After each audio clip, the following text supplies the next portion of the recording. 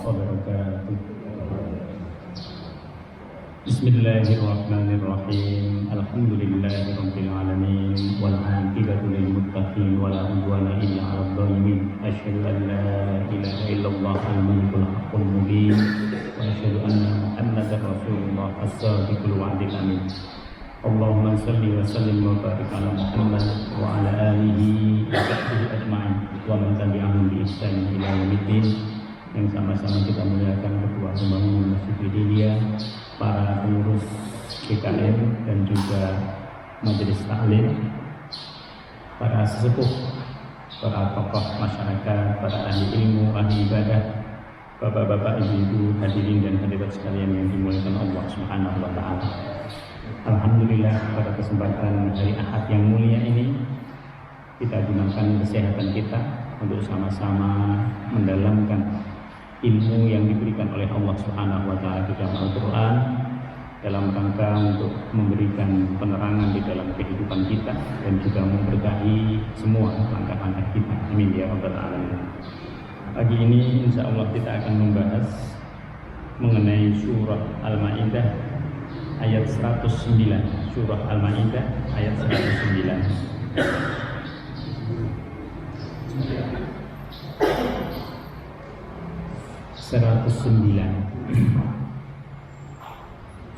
Mari kita baca bersama-sama beberapa ayat yang menjadi tema dari kajian kita pada kesempatan pagi hari ini. A'udzu billahi minasy syaithanir rajim. Bismillahirrahmanirrahim. Yauma yajma'u Allahu ar-rusula fayaqulu madza أجبتم قالوا لا علم لنا إنك أنت علام الغيوب إذ قال الله يا عيسى ابن مريم اذكر نعمتي عليك وعلى والدتك إذ أيدتك بروح القدس تكلم الناس في المهد وكهلا وإذ علمتك الكتاب والحكمة والتوراة والإنجيل وإذ تخلق من الطين كهيئة الطير بإذني فتنفخ فيها فتكون طيرا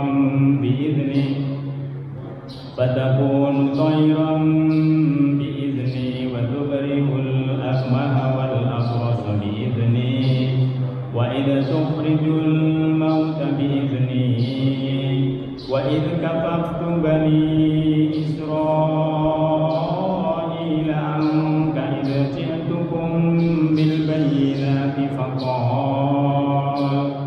فقال الذين كفروا منهم إن هذا سحر مبين وإذا أوحيت إلى الحواريين أن آمنوا بي وبرسولي قالوا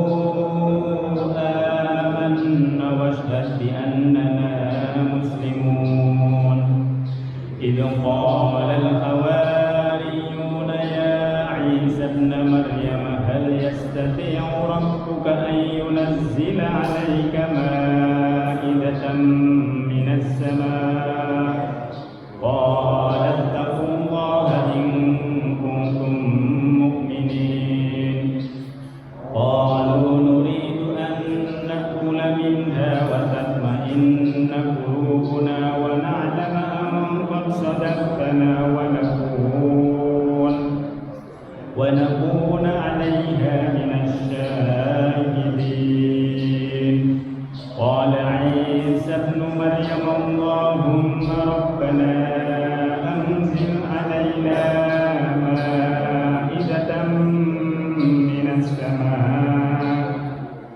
مائدة من السماء تكون لنا عيدا لأولنا وآخرنا وآية منك وارزقنا وأنت خير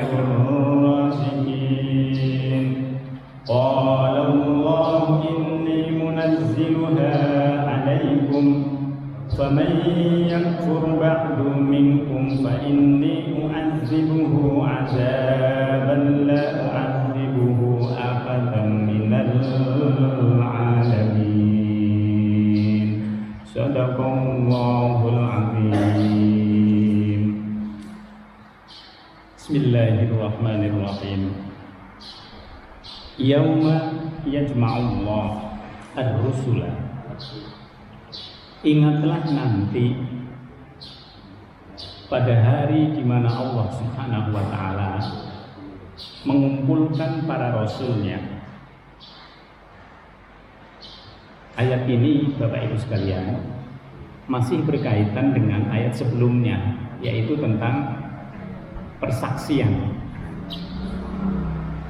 Sebelumnya Allah Subhanahu wa taala mengajari kepada kita kalau ada orang yang mau meninggal lalu dikhawatirkan nanti anak-anaknya berebut warisan, maka sebaiknya ada wasiat. Dan di dalam wasiat itu perlu 2 orang saksi yang adil, yang terpercaya, yang tidak merubah apa yang disaksikan itu. Pada ayat ini Allah menegaskan bahwa persaksian itu nanti di dalam kenyataannya akan sampai pada hari kiamat. Yang pertama, Allah akan menjadi saksi bagi para rasul-rasulnya. Maka ayatnya ini, yauma yajma'ullahu rusula fayaqul, Allah akan bertanya, madza ujibtum? Apa yang telah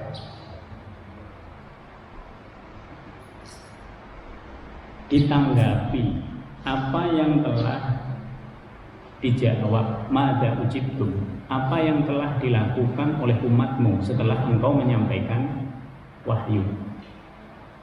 Kalimat ujibtum ini adalah kalimat tanggapan daripada umat-umat seluruh nabi kepada nabinya. Nabi Isa akan ditanya bagaimana setelah dia meninggalkan umatnya. Nabi Ibrahim juga akan ditanya begitu. Nabi Nuh akan ditanya. Semua nabi ditanya, termasuk Nabi Muhammad SAW. Lalu nanti para nabi ini menjadi saksi terhadap masing-masing umatnya. Jadi yang menjadi saksi bagi masing umatnya itu adalah nabi. Dia akan menjadi saksi secara umum bagi umat-umatnya. Lalu yang ketiga, orang yang beriman kepada Allah Subhanahu wa taala seperti kita akan menjadi saksi bagi orang-orang yang ada di sekitar kita yang tidak beriman. Tetangga-tetangga kita, keluarga siapa di situ yang ada di sekitar kita yang berkaitan dengan kita yang dalam kehidupan dunia tidak beriman, nanti yang menjadi saksi adalah orang yang beriman. Apa ini maknanya? Yang pertama bahwa keimanan menjadi pokok dalam kehidupan. Maka tadi orang yang adil itu harus lebih dulu dia beriman kepada Allah Subhanahu wa taala. Kecuali tidak ada lagi orang yang beriman, boleh kita mengambil saksi dari orang yang tidak beriman. Karena nanti kita ini akan menjadi saksi. Kemarin sudah kami sebut, kalau ada orang yang meninggal lalu kemudian kita mengatakan apakah orang ini orang baik, kita semua mengatakan baik, wajib dia masuk surga. Karena orang yang beriman itu menjadi saksi yang meringankan nanti di akhirat. Allah tidak menjadikan saksi orang yang tidak beriman di akhirat. Kenapa? Karena nggak diperlukan. Karena mereka tidak bisa memegang amanah kepada mereka. Dikasih hidup, dikasih umur, dikasih rezeki, tapi itu tidak digunakan. Oleh sebab itu Allah tidak menjadikan saksi orang yang tidak beriman nanti di akhirat. Ini dasarnya. Allah menjadi saksi bagi Rasul, Rasul menjadi saksi bagi umatnya, nanti umatnya yang beriman itu menjadi saksi bagi yang lainnya. Ketika Rasul nanti ditanya, "Madza ujibtum?" Apa yang telah dijawab, apa yang telah dilakukan, apa yang telah direspon oleh umatmu setelah engkau menyampaikan wahyu. Ternyata ini menarik pertanyaan kepada Rasul. Qalu, mereka menjawab, la ilma lana. Kami tidak banyak mengetahui ya Allah. Ini pertanyaan ataupun ini jawaban yang sangat indah. Kenapa ini jawaban yang sangat indah? Yang pertama, kata para mufassir, karena Rasul hanya bisa melihat dohir dari umatnya, bahwa si itu beriman, si ini tidak beriman. Itu Rasul tidak tahu apa yang terkandung di dalam hatinya. Karena itu Rasul hanya menjawab, la ilma lana. Kami tidak mengetahui ya Allah yang batin, kami tidak mengetahui. Apakah yang dohir, orang-orang yang dulu beriman kepada kami itu batinnya juga sama, dia betul-betul beriman. Ini yang pertama. Yang kedua, ini adalah jawaban tawaduk. Jawaban tawaduk. Sebenarnya Rasul bisa mengatakan, istri saya beriman, keponakan saya beriman, pembantu saya beriman, orang-orang dekat saya beriman. Sebenarnya Rasul bisa berkata itu. Tapi yang lebih tahu tentang keimanan orang-orang dekat Rasul adalah Allah. Dan kalau berhadapan dengan Allah, kita bisa nggak melebihi Allah? Tidak bisa. Tidak bisa. Oleh karena itu di hadapan Allah Subhanahu wa taala, jawabannya Rasul, la ilma lana. Ya Allah, kami tidak mengetahui banyak. La ilma lana. Lalu Rasul itu meneruskan, para Rasul meneruskan, innaka anta allamul ghuyub. Karena yang mengetahui alam yang gaib, alam batin setiap manusia adalah Engkau. Tidak ada yang lebih tahu dari Allah Subhanahu wa taala. Karena tidak ada yang lebih tahu dari Allah Subhanahu wa taala, maka para nabi jawabannya seperti itu.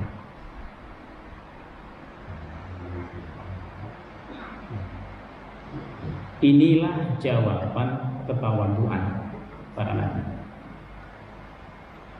Lalu setelah itu ayat ini dihubungkan dengan nikmat Allah yang diberikan kepada Nabi Isa alaihissalam.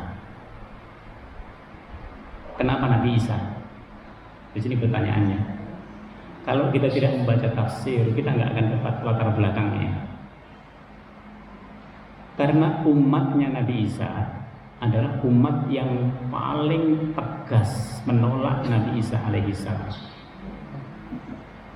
Terutama setelah nanti Nabi Isa diangkat oleh Allah ke langit, ajarannya itu dirubah sedemikian rupa.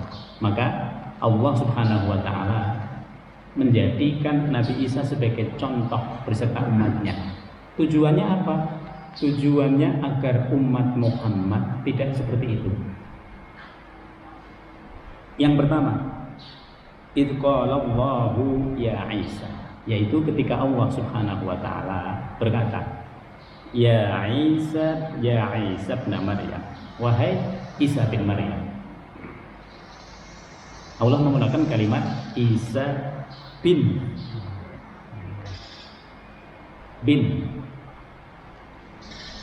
bukan binti gitu. Kalau kita nyebutkan ini anak ini, binnya siapa? Bapaknya. Kalau binti, kita sebut binti berarti ke ibunya. Tapi khusus kepada Nabi Isa alaihissalam, Allah menggunakan kalimat bin karena dia lahir tanpa seorang ayah. Maka sekaligus Maryam di situ nisbatnya sebagai ayah. Dia nggak ada lagi yang lain, hanya dia. Ayahnya bukan Allah. Maka tidak disembunyikan binnya. Isa bin Maryam. Uzkuru nikmati alaih. Ingatlah nikmat-nikmatku kepadamu. Wa ala walidatik, dan juga kepada ibumu. Coba. Jadi kalau kita ingin menghitung seberapa taat kita kepada Allah, lihat nikmat kita. Lihat nikmat kita. Sama dengan ini. Allah ingin melihat bahwa ketundukan seseorang dengan nikmat yang diberikan oleh Allah kepadanya, kepada orang tuanya, kepada nenek moyangnya, terus kepada pendahulu-pendahulu kita. Kira-kira sudah sebanding dengan ibadah kita atau belum? Kita, Bapak Ibu sekalian, dijadikan sebagai manusia dengan segala hal kesempurnaan yang ada pada diri kita, dengan kompleksitas aliran darah, saraf, segala macamnya yang ada pada manusia. Itu kita syukuri saja, kesyukuran kita belum sebanding dengan kesempurnaan kita sebagai manusia. Jangan nikmat yang lain, jangan nikmat sehat, jangan nikmat punya anak, jangan punya tempat, jangan yang lain-lain. Nikmat pada tubuh kita saja, itu kita tidak bisa membayarnya dengan ibadah kepada Allah Subhanahu wa Ta'ala. Maka Allah sampai mengatakan kepada Nabi Isa alaihissalam, lihat nikmatku kepadamu dan juga kepada ibumu.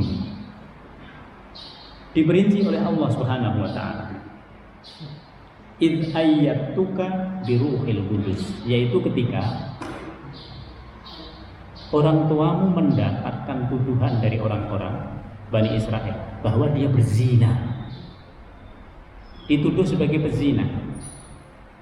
Lalu Allah Subhanahu wa Ta'ala menguatkan dengan datangnya malaikat Jibril kepada Nabi Isa alaihissalam.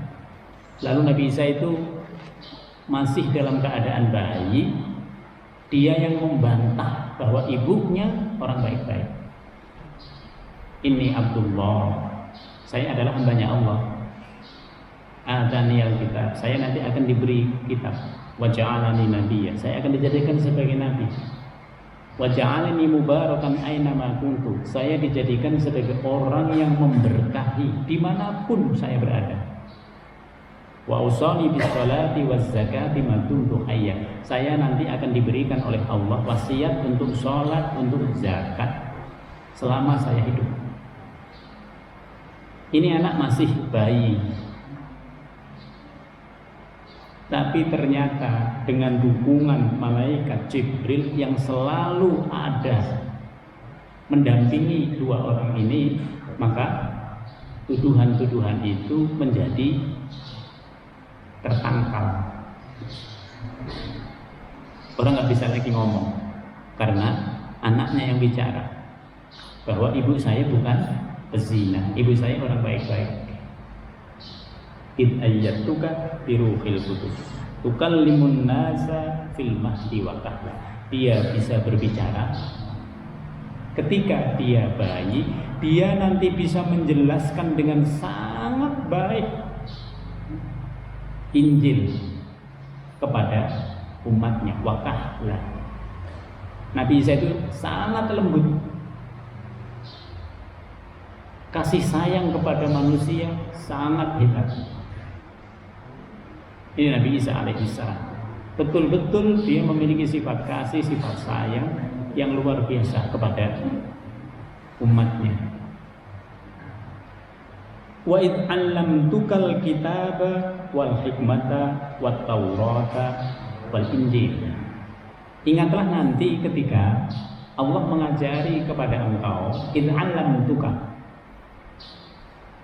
apa yang diajarkan oleh Allah, Alkitab,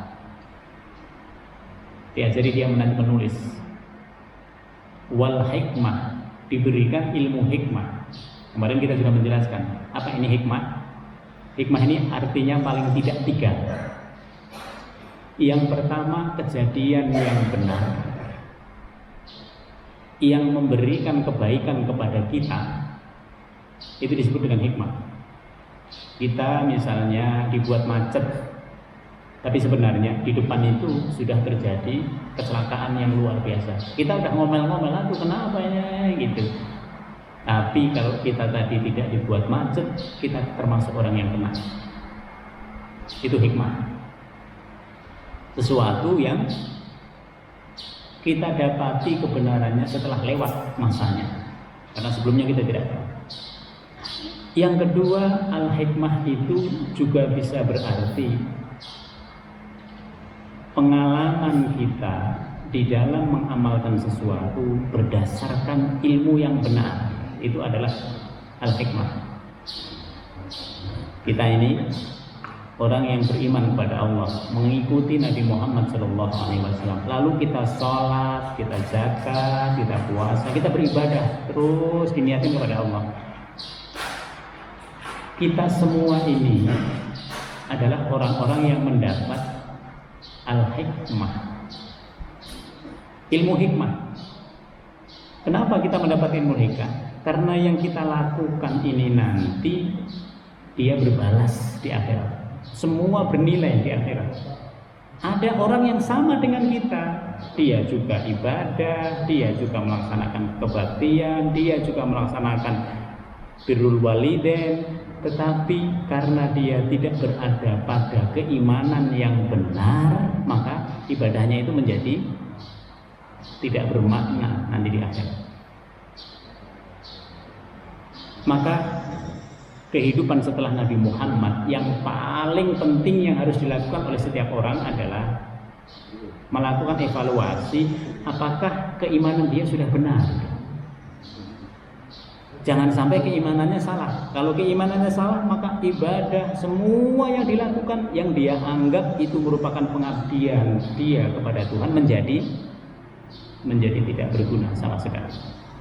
Itu juga hikmah. Yang ketiga, hikmah itu kalau berkaitan dengan Alkitab juga dia berarti as-sunnah. As-sunnah itu penjelasan dari Alkitab. Jadi kalau kita mendapatkan pengertian-pengertian terus kita yakin berada di situ, kita bisa mengamalkan terus-menerus. Nah, itu hikmah. Kita bisa datang ke tempat ini, Bapak Ibu sekalian, dalam rangka zikir, dalam rangka kajian, dalam rangka apapun, itu ilmu hikmah. Tidak semua orang bisa. Walaupun kelihatannya sederhana, kita cuma dari rumah menuju ke masjid, kelihatannya sederhana. Tetapi kesederhanaan itu kalau tidak ada hidayah dari Allah Subhanahu wa Ta'ala, tidak bisa muncul, ya. Tidak bisa muncul. Nah, ini juga bagian dari hikmah. Maka para ulama tafsir mengatakan apa yang kita lakukan dan yang kita lakukan itu berlandaskan pada keimanan yang benar, itu adalah hikmah. Maka di sini Allah juga mengajari para nabi itu al-hikmah, lebih banyak lagi kalau yang diajari kepada para nabi. Wat Taurat. Taurat ini diturunkan kepada Nabi Musa. Tapi kenapa Nabi Isa diajarin? Allah begitulah mengajarkan kitab-kitab terdahulu kepada nabinya. Nabi Isa itu paham Taurat, paham Zabur, paham syariat-syariat yang sebelumnya. Kenapa? Karena diajari oleh Allah melalui malaikat Jibril. Nabi Muhammad itu mempelajari apa yang dilakukan oleh rasul-rasul sebelumnya, termasuk kitab-kitabnya. Dari mana dia bisa mengajari seperti itu? Dari malaikat Jibril. Maka semakin akhir seorang nabi itu semakin canggih. Sama dengan anak-anak kita. Anak-anak kita itu mempelajari dari orang tuanya. Kalau kita bilang enggak kok, saya enggak ngajarin, dia menyerap langsung tanpa engkau ajarkan. Dia bisa memahami kebiasaan-kebiasaan yang ada di dalam rumah itu. Begitu. Kalau kita lihat apakah itu murni dari dia? Tidak. Itu ada ilham dari Allah Subhanahu wa Ta'ala. Maka tadi kalau kita mendapatkan hidayah itu dari Allah. Kalau kita tergerak untuk melakukan kebaikan, itu bukan dari diri kita. Allah mengizinkan sehingga kita melangkah. Kalau tidak ada izin dari Allah Subhanahu wa Ta'ala, tidak bisa.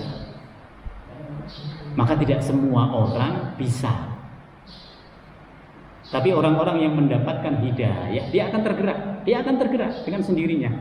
Karena hidayah itu membawa kepada hikmah. Hikmah itu membawa kepada kebaikan di dunia maupun di akhirat. Nggak kelihatan. Tapi itu nyata dalam kehidupan kita. Wal Injil, dan nanti juga secara spesifik Allah mengajarkan Injil kepada Nabi Isa alaihissalam. Kitab inilah yang menjadi pedomannya Nabi Isa. Maka kalau dibandingkan Injil dengan Taurat, dengan Zabur, dengan syariat Nabi Ibrahim dan lain sebagainya, termasuk Nabi Nuh alaihissalam, nggak ada yang bertentangan, nggak ada. Demikian juga nanti kepada Nabi Muhammad, nggak ada yang bertentangan. Karena sumbernya sama, syariatnya sama, hanya saja model dari syariat itu disempurnakan. Terakhir disempurnakan nanti kepada Nabi Muhammad SAW. Ini nikmat sampai segini aja kita nggak bisa balas. Kita punya Al-Quran, kita beriman, kita dapat hidayah. Coba kita balas kepada Allah. Kira-kira bisa nggak? Nggak bisa. Tadi nikmat yang pertama badan kita nggak bisa kita membalasnya.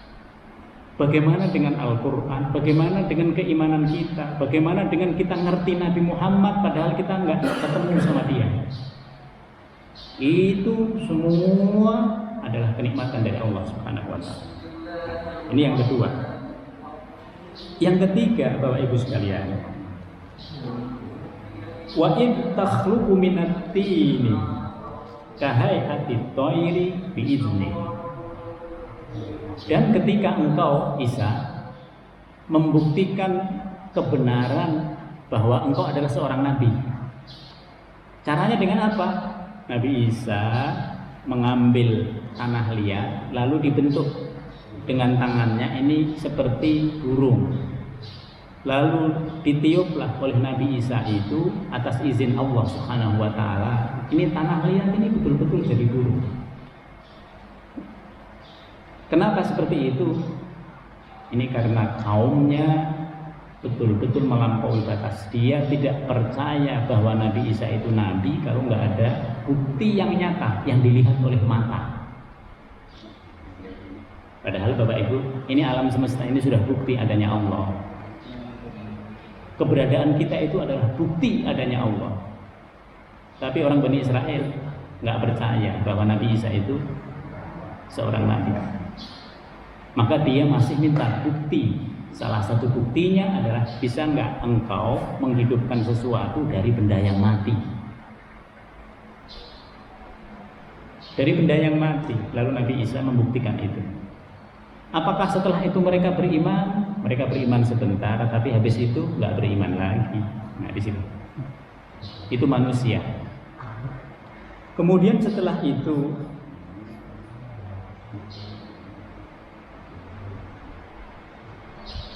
wa tubri'ul akmaha wal abrasa biidni. Lalu Nabi Isa alaihissalam bisa menyembuhkan penyakit kusta atau penyakit yang orang yang buta sejak lahir. Orang yang buta sejak lahir lalu diusap oleh Nabi Isa alaihissalam atas izin Allah Subhanahu wa Ta'ala, dia bisa membuka matanya tanpa obat, tanpa apa-apa, hanya dengan doa kepada Allah Subhanahu wa Ta'ala. Oleh sebab itu dia disebut Al-Masih. Al-Masih itu orang yang dengan tangannya, dengan usapan tangannya penyakit bisa hilang. Orang kusta, kulitnya udah berbentuknya itu seperti apa itu? PDI diusap oleh Nabi Isa alaihissalam nanti menjadi halus, tidak lagi bermacam-macam warna di situ. Tidak ada jamur, tidak ada bakteri, tidak ada. Halus seperti orang yang sehat kulitnya. Allah menggunakan kalimat biizni dengan izinku. Kenapa Allah menggunakan biizni? untuk mengatakan Isa itu bukan Tuhan. Tapi semua yang dilakukan oleh Isa itu atas izin Tuhannya, yaitu Allah Subhanahu wa taala. Maka biizni.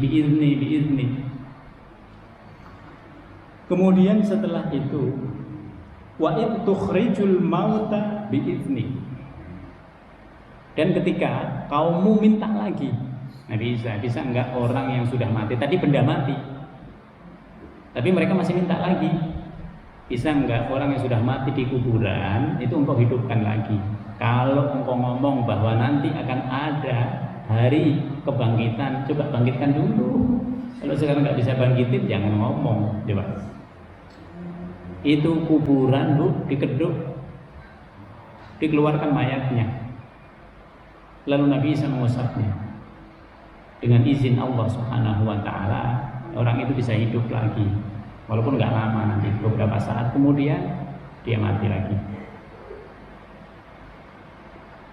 Ini betul-betul kalau kita lihat dari sisi betapa kaumnya itu sulit untuk diajak percaya, di situ kaum Bani Israel itu.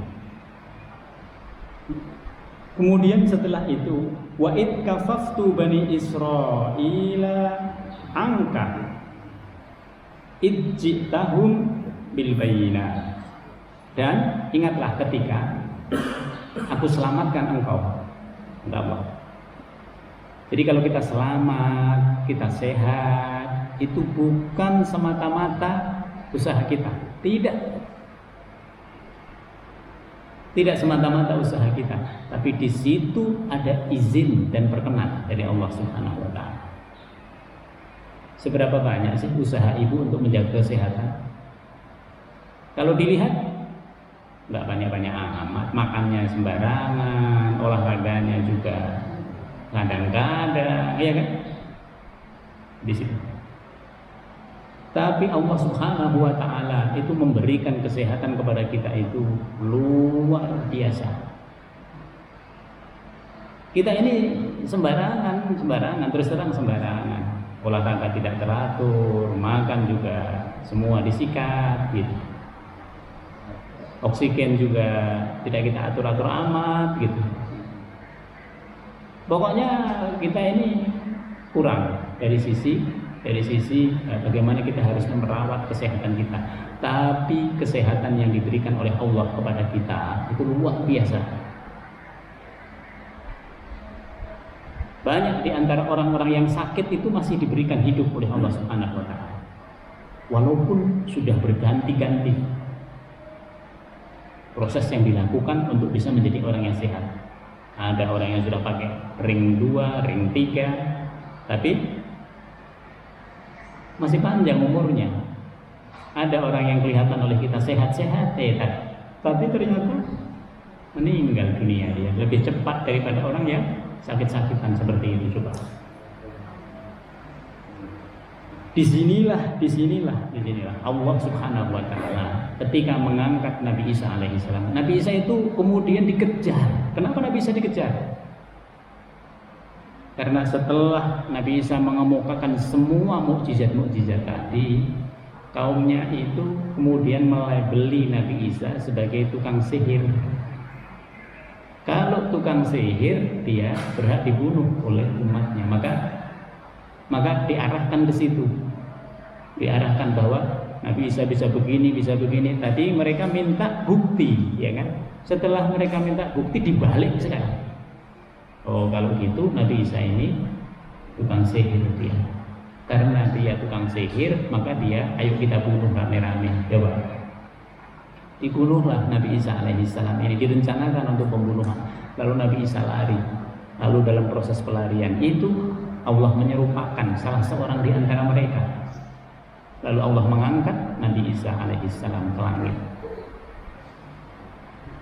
Coba sampai begitu Bapak Ibu sekalian. Maka kalau ada dalam kehidupan kita diberikan keselamatan, Allah yang pertama-tama menyelamatkan kita itu. Kalau tidak Allah, tidak bisa. Semua hukum alam ini di tangannya Allah Subhanahu wa taala. Maka pada ayat ini Ij'tukum bil bayyinat. Ketika engkau sudah menyampaikan bukti-bukti akan kebenarannya Allah, engkau malah direncanakan untuk dibunuh. Faqala alladzina kafaru minhum in hadza illa sihrun mubin. Ini alasannya. Orang kafir itu membunuh Nabi Isa alaihissalam karena dia sudah layak disebut sebagai penyihir. Padahal Nabi Isa itu enggak bisa melakukan itu tanpa izin Allah. Coba. Kalau Allah enggak menghendaki enggak bisa. Nabi Isa sendiri enggak bisa. Kalau tukang sihir tidak seperti itu. Dia minta bantuan setan, minta bantuan jin dia. Sehingga jin itu bisa didatangkan. Kalau ini tidak. Nah bisa, habis itu mau menghidupkan orang lain tidak bisa. Kalau tanpa izin Allah tidak bisa.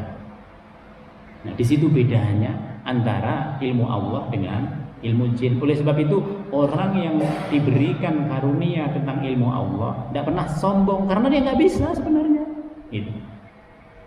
Nabi Musa itu sebenarnya tongkatnya itu nggak selalu ketika dipukulkan itu menjadi ular. Tidak. Gitu. Itu hanya sekali-kali saja. Itu hanya untuk mengalahkan musuh-musuhnya. Tanpa itu tidak. Nah hebatnya Bapak Ibu sekalian, mukjizat kita itu adalah Al-Quran. Mukjizat kita itu Al-Quran. Sehingga Al-Quran ini kalau kita baca nggak pernah membosankan. Kita dalami semakin tidak ada habisnya itu hidayah Allah kepada kita. Sehingga mukjizat-mukjizat itu bisa kita rasakan. Al-Quran ini kita rasakan ayat demi ayat, kata demi kata kita rasakan. Kalau seandainya mukjizat Nabi Muhammad itu semuanya hanya bisa disaksikan pada waktu itu, kita sulit untuk bisa percaya. Tapi karena Al-Quran itu sebagai mukjizat, maka kita menjadi tahu ilmu pada zamannya Nabi Isa seperti apa, pada zaman Nabi Musa seperti apa. Kita jadi tahu mana yang benar disebut oleh Al-Quran, mana yang tidak benar disebut oleh Al-Quran. Maka pertanyaannya, ini nikmat yang sudah banyak kepada Nabi Isa alaihissalam ini, apakah sudah dibalas dengan peribadatan dan kesyukuran kepada Allah Subhanahu wa taala? Ini baru satu di antara banyak hal. Kemudian setelah itu, wa id auhaitul ilal hawariyina an aminu bi wa bi rasuli. Dan ingatlah engkau wahai Nabi Isa, nikmatku kepadamu. Yaitu ketika engkau menyampaikan kepada kaum Bani Israel, di antara kaum Bani Israel itu ada yang bersedia menjadi pengikut-pengikut setiamu, hawariyin. Hawari itu pengikut. Ada Pak Dadang Hawari. Dadang pengikut ya. Pengikutnya siapa? Pengikutnya Nabi Muhammad SAW. Ini ada 12 orang yang menjadi pengikut Nabi Isa alaihissalam. Perhatikan ini. Ketika orang itu bisa mengikuti seseorang, maka itu ada izin dari Allah Subhanahu wa taala. Nabi kan hanya menyampaikan. Lalu kemudian yang disampaikan itu percaya. Nah, kepercayaan orang-orang yang di situ lalu bisa beriman kepada Allah, bisa beriman bahwa Nabi Isa itu adalah nabinya Allah, itu adalah petunjuk yang berasal dari Allah, dan itu sangat mahal di dunia ini. Barang yang tidak ada nilai padanannya adalah hidayah. Kalau orang itu mendapatkan hidayah, maka itu karunia yang luar biasa dari Allah. Maka hidayah itu harus dipelihara. Memeliharanya itu dengan ilmu yang pertama, memeliharanya itu dengan amal. Tanpa itu nggak bisa. Ini orang Islam, tapi dia nggak pernah mendapatkan ilmu keislaman. Lama tergerus dia. Lama bisa ingkar. Ini orang Islam, tapi dia tidak mengamalkan, sholat nggak dilakukan, puasa nggak dilakukan, dia ignore semuanya.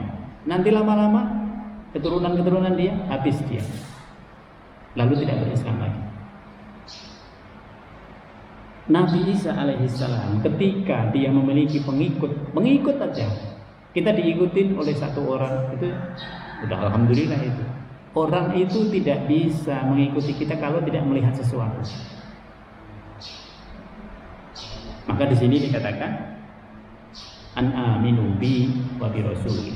Ketika seseorang itu bisa percaya kepada Allah, lalu percaya Nabi Isa ini seorang nabi, itu tidak gampang prosesnya. Kepercayaan itu sulit. Kepercayaan itu sulit. Qalu amanna, orang-orang itu lalu berkata, kami beriman, washhad bi annana muslimun. Dan persaksikanlah bahwa kami semuanya ini berserah diri kepada Allah Subhanahu wa ta'ala. Kalau sudah mengikuti agama, maka dia harus berserah diri semuanya, menjadikan semua yang kita lakukan itu sebagai ibadah kepada Allah Subhanahu wa ta'ala. Lalu kita berserah diri. Jadi orang yang beriman itu aslinya dalam semua yang dilakukan, nanti dia harus berserah diri. Ya Allah, saya udah usaha begini, serahkan kepada Allah. Ya Allah, saya udah begini, harus diserahkan, ditawakalkan kepada Allah. Lalu hasilnya seperti apa, kita harus ridho pada Allah. Ya Allah, kenapa saya begini, kenapa diberikan begini, sakit ini, segala macam ini. Itu kalau kita sudah ridho, nanti Allah akan memberikan yang lain. Tetapi selama kita tidak ridho, itu biasanya akan terus ada, kenapa begini, ini belum selesai, kok belum ada titik ya, gitu. Berbaliknya itu setelah kita pasrah, ya Allah udahlah, kita pasrah kepadamu, udah. Lalu kita ridho, nah, udah, baru yang digerubah, berbalik itu keadaan. Idh qala al-hawariyuna, yaitu ketika para pengikut ini berkata. Jadi pengikutnya Nabi Isa ini bukan pengikut yang biasa, ya. Bukan orang-orang yang betul-betul mengetahui etika, tunduk kepada yang memimpinnya, tidak. Dasar ini adalah orang Bani Israel, maka apa yang ada pada mereka? Sifat untuk apa? Menganggap bahwa Nabi Isa itu sama dengan mereka, bahwa Nabi dan manusia biasa itu sama, itu ada. Makanya termasuk nikmat Allah itu kepada Nabi Isa, tapi tidak kepada pengikutnya. Adalah ketika pertanyaan-pertanyaan itu disampaikan kepada Nabi Isa, lalu Allah nanti mengabulkannya. Ini lebih sulit lagi. Idz qala al-hawariyuna ya Isa ibn Maryam. Coba, yang pertama, mereka itu menyebut Nabi Isa itu langsung, wahai Isa. Padahal itu nabinya. Ajaran yang terdapat di dalam Injil itu tidak bisa mereka resapi. Bagaimana mereka harus memperlakukan nabinya, bagaimana mereka harus beretika kepada Allah, nggak bisa. Coba lihat sahabat Nabi, ada nggak yang menyebut ya Muhammad? Ada nggak? Pernah nggak Abu Bakar menyebut ya Muhammad? Atau Umar menyebut begitu? Atau Utsman, atau Ali, atau sahabat yang lain? Yang menyebut begitu hanya musuh-musuhnya Nabi. Dia selalu menyebut ya Rasulullah, ya Nabi Allah. Atau disebut wahai bapaknya Fatimah, misalnya begitu. Tidak pernah disebut namanya. Tapi ini Bani Israel ini, pengikut Nabi Isa itu nyebutnya itu langsung wahai Isa, ya Isa bin Maryam. Hal yastati'u rabbuka ayyunazzila alaina ma'idatan minas sama. Coba bahasanya, perhatikan bahasanya, kasar bahasanya ini. Bapak bisa, kalau kita tahu daubnya Arab, ini betul-betul seperti orang yang di atas kita bertanya kepada bawahannya. Ini pengikut, dia bertanya, wahai Isa bin Maryam, apakah engkau hal yastati'u, apakah Tuhanmu hal yastati'u rabbuka, apakah Tuhanmu dapat menurunkan kepada kami jamuan yang berasal dari langit? Dia minta tapi dengan etika yang begitu, dengan kalimat yang sarkasme. Hal yastati'u rabbuka, kalimatnya itu rabbuka, seakan-akan Tuhan dia berbeda dengan Tuhannya Nabi Isa alaihissalam. Kenapa mereka tidak menggunakan kalimat hal yastati'u rabbuna? Apakah Tuhan kita itu bisa, mampu? Yastati itu mampu. Untuk menunjukkan apa? Untuk menunjukkan bahwa itu kemarin yang ditanya oleh kaum Bani Israel, sebenarnya dalam hati kita itu belum sepenuhnya percaya. Jadi keimanan itu an aminu bi wa bi rasuli, lalu mereka mengatakan qalu amanna. Keimanan itu ternyata yazid wa yanqus, sama dengan kita. Keimanan itu naik turun. Kalau lagi banyak rezekinya, kita keimanannya naik. Tapi kalau lagi kita dicoba banyak hal, keimanannya bisa turun. Ini sama dengan pengikutnya Nabi Isa alaihissalam. Harusnya kita tidak melihat itu.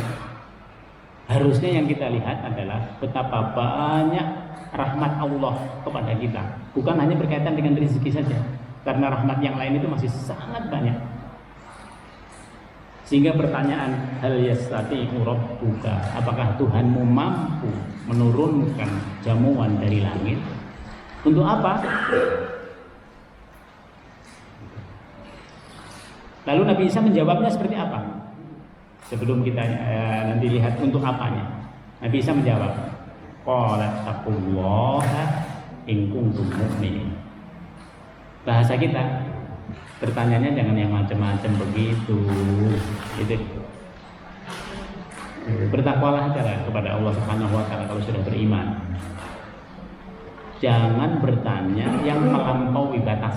Kemarin minggu yang lalu, la tasalu an asya in tubdalakum tasukum. Jangan bertanya kepada Nabi sesuatu yang kalau kita bertanya menyulitkan kita. Menyulitkan kita. Ini sama. Nah, maka pada ayat ini Nabi Isa itu enggan sebenarnya menjawab. Tapi keengganan orang yang beriman, kita perhatikan Ibu, tetap menggunakan kata-kata yang baik dan halus. Ini hebatnya. Jadi tidak ada Nabi itu yang berkata-katanya seperti orang-orang di jalanan, tidak ada. Nabi itu selalu kata-katanya itu yang terbaik. Kalaupun sudah kesel, dia hanya mengatakan ittaqullah, bertakwalah kepada Allah. Itu udah kesel sebenarnya itu. In kuntum mu'minin, apabila engkau adalah orang yang beriman. Qalu, mereka menjawab lagi, nuridu an na'kula minha, kami ingin memakannya jamuan dari langit, karena selama ini kami hanya mendapatkan jamuan dari bumi. Yang kita makan itu hanya rezeki yang berasal dari Allah, tapi jamuannya itu jamuan bumi gitu. Kami ingin jamuan yang ada di surga, yang dulu pernah diterima oleh ibumu, itu kami rasakan juga. Coba. Ini kalau kita bagaimana ini? Ditanya begitu. Kalau kita sebagai Nabi Isa, kalau kita tandang aja ini gitu. Jadi mereka sampai mengatakan nuridu an na'kula minha, kami ingin memakannya. Oke lah. Wa tatma'innu qulubuna. Yang kedua, untuk menguatkan hati kami. Ini bahasa tambahannya. Seperti Nabi Ibrahim alaihissalam ketika menyembelih, ketika ingin meminta kepastian kepada Allah bahwa Allah itu bisa menghidupkan sesuatu yang mati, lalu Allah memerintahkan Ibrahim itu cacah-cacah burung. kakinya ada di sini, badannya ada di sini, di gunung yang lain, lalu kepalanya ada di sini. Lalu setelah itu lihat bagaimana Allah Subhanahu wa taala nanti menghidupkan burung yang sudah mati tadi menjadi satu kembali. Ibrahim pada saat itu mengatakan, ya Allah, ini untuk menguatkan hati saya. Alasan itu dipakai oleh pengikutnya Nabi Isa alaihissalam. Wa tatma'innu qulubuna. Ini ngeles, cuman ngelesnya lebih ilmiah. Nah itu. Kemudian yang ketiga, wa na'lama an qad sadaqtana wa nakuna 'alaiha minasyahidin. Dan agar kami yakin bahwa engkau telah betul-betul berkata benar kepada kami. Coba, ini kan kurang ajar. Kepada nabinya dia masih mengatakan an sadaqtana, bahwa kami pengen semua yang engkau katakan itu benar. Ini kepada nabi. Wa nakuna minasyahidin, dan supaya kami menjadi saksi terhadap kebenaran engkau sebagai seorang rasul. Ini kalau kita jadi Nabi Isa-nya udah gede ya, ngadepin orang-orang yang seperti ini. Qala Isa bin Maryam. Lalu Nabi Isa alaihissalam berdoa.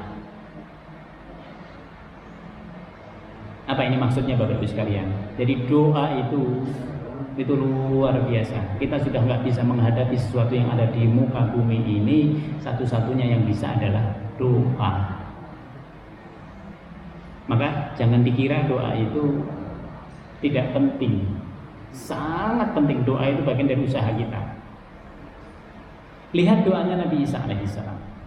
Allahumma, wahai Tuhan kami, Rabbana, dua. Apa bedanya?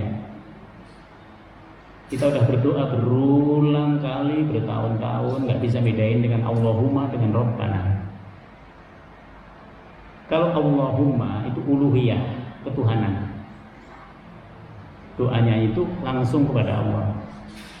Ya Allah, kalimat Allahumma itu dari kalimat Allah, Allah, Allah. Kalau saking banyaknya kalimat Allah, lalu digabung menjadi Allahumma. Sehingga sifatnya itu uluhiyah, langsung kepada Allah. Ya Allah, gitu. Tapi kalau kita menggunakan kata Rabbana atau Rabbuna, itu berarti kita pengen dididik oleh Allah. Ya Allah, saya minta begini, didik saya. Rabbana atina fid dunya hasanah. Ya Allah, didiklah kami di dalam kehidupan ini. Kami selalu menjadi orang yang baik. Ada apa-apa kita lakukan dengan baik. Ini Rabbana. Rabbighfirli. Ya Allah, ampuni aku. Karena dalam proses pengampunan itu kita perlu dididik oleh Allah. Tetapi kalau Allahumma langsung ya Allah, langsung kepada Allah, karena sudah sering menggunakan kalimat Rabbana, langsung pada ya Allah, begini gitu.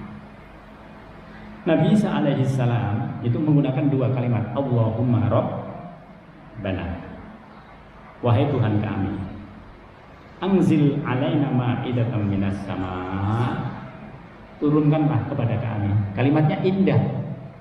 Anzil alaina, turunkanlah kepada kami ma'idatan minas sama, jamuan yang berasal dari langit. Lalu dikasih alasannya oleh Nabi Isa alaihissalam, takunu lana aidan li awwalina wa akhirina, agar dia menjadi hari raya bagi kami. Hari raya itu apa artinya? Agar dia mengembirakan kepada kami semua. Takunu lana, dia menjadi hari raya yang berulang terus menerus bagi kami. Takunu lana li awwalina, yaitu bagi orang-orang yang sekarang bersama kami. Wa akhirina, dan orang-orang yang setelah kami. Kalimat yang digunakan oleh Nabi Isa alaihissalam ada litakuna li awwalina. Ini adalah pengalihan dari permintaan kaum Bani Israel. Mereka minta, tapi Nabi Isa mengatakan, ya Allah, semoga ini menjadi hari yang menggembirakan bagi kita semua. Jadi dia tidak mendasarkan kepada permintaan Bani Israel. Kenapa? Karena dia tahu kalau permintaan itu dari Nabi Isa sendiri jauh lebih mudah diperkenankan oleh Allah dibanding tadi. Maka kalau kita berdoa, Bapak Ibu sekalian, jangan langsung, ya Allah sembuhkan ayah saya, sembuhkan. Enggak.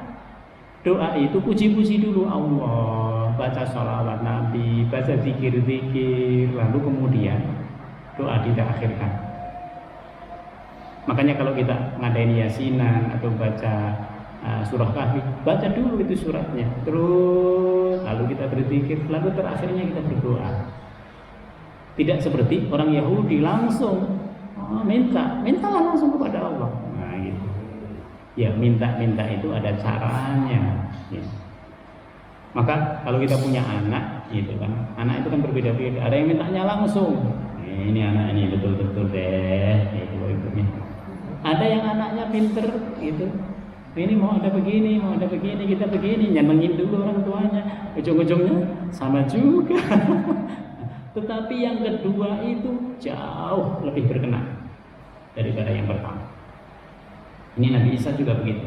Nabi Isa tahu dia didesak oleh kaumnya untuk memunculkan bukti yang lebih sulit lagi.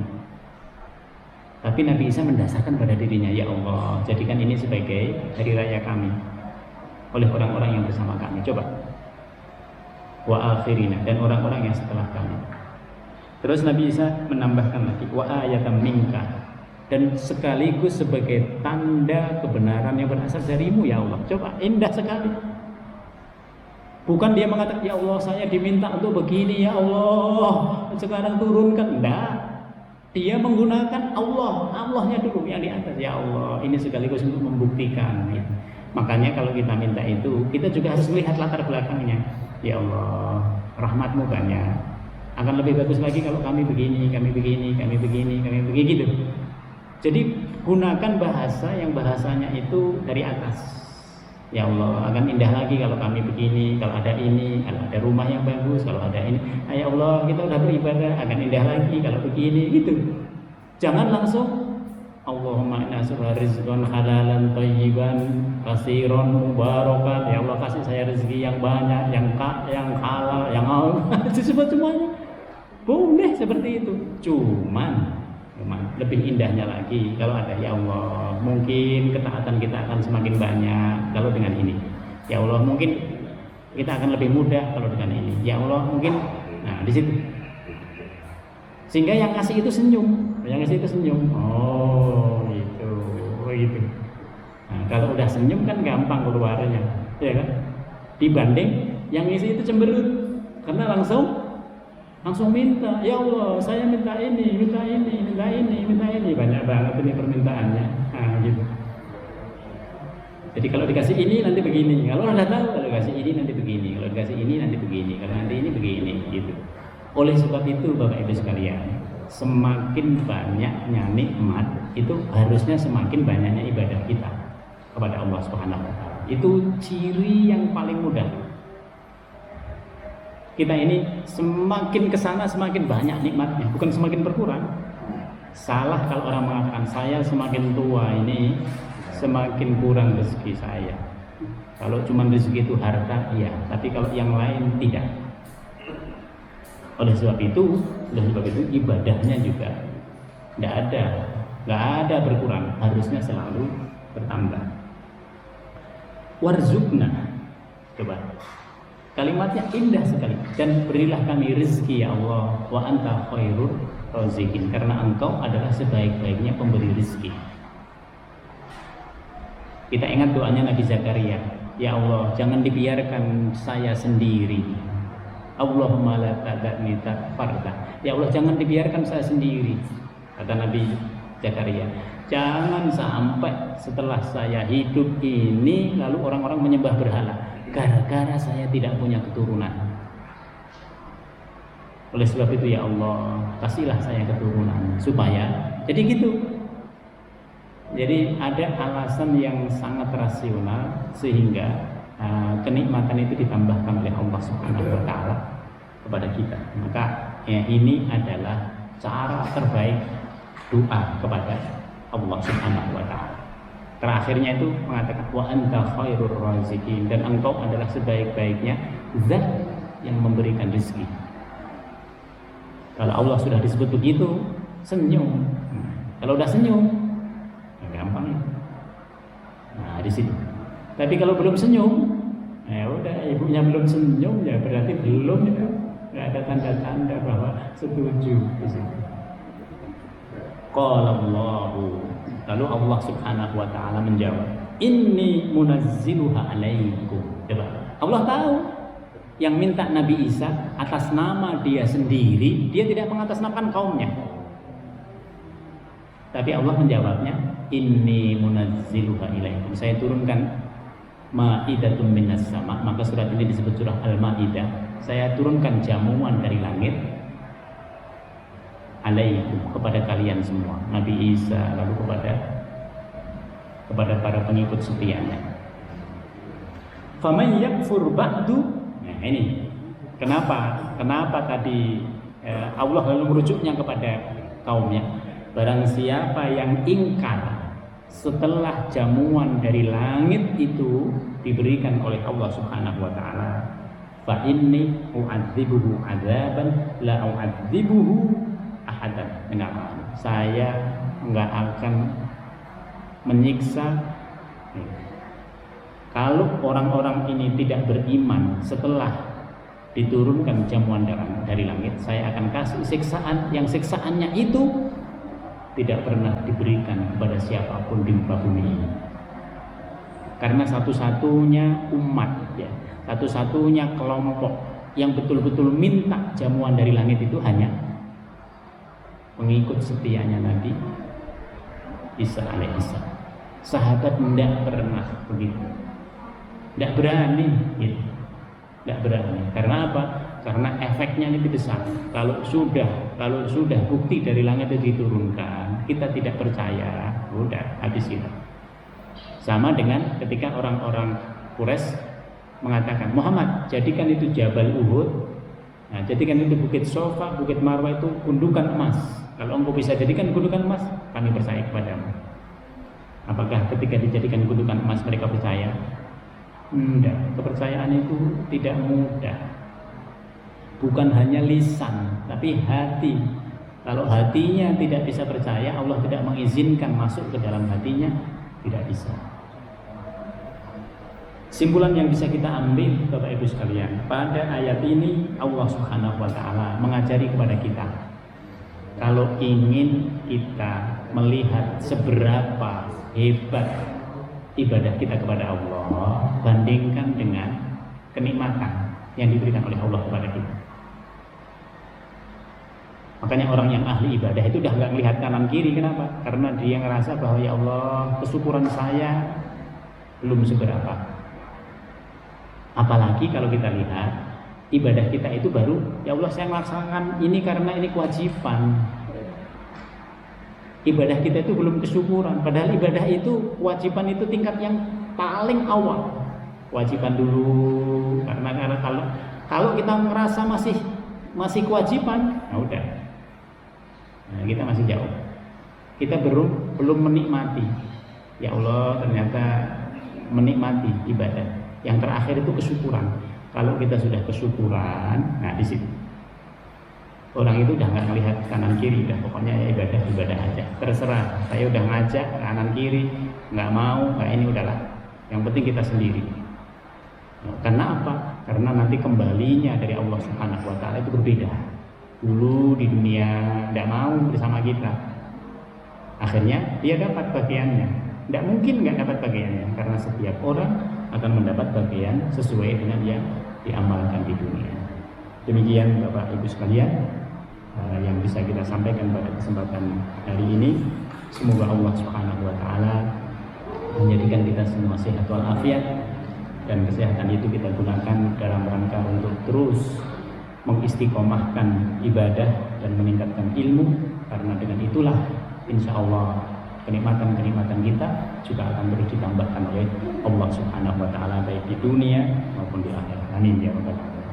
Bismillahirrahmanirrahim. Alhamdulillahirabbil alamin. Hamdan na'imin, hamdan syakirin, hamdan yuafi ni'amahu wa yukafi majidah. Ya Rabbana lakal hamdu kama yanbaghi li jalalikal karim wa min sultanik. Allahumma barik lana fi majlisina hadha wa barik lana fi usratina wa barik lana fi dzurriyyatina wa barik lana fi ilmina rabbana innaka afuwwun karim tuhibbul afwa fa'fu anna. Allahumma ij'al jam'ana hadha jam'an mubarakan wa marhuma wa tafarraqana min ba'dihi tafarruqan ihsanan wa ma'suma. Subhanakallahumma wa bihamdika nasyhadu an la ilaha illa anta nastaghfiruka wa natubu ilaik. Subhana rabbika rabbil izzati amma yasifun wa salamun alal mursalin walhamdulillahi rabbil alamin. Demikian, jika ada kekurangan semua dari kami, mohon maaf. Kalau aku minkum. Assalamualaikum warahmatullahi wabarakatuh.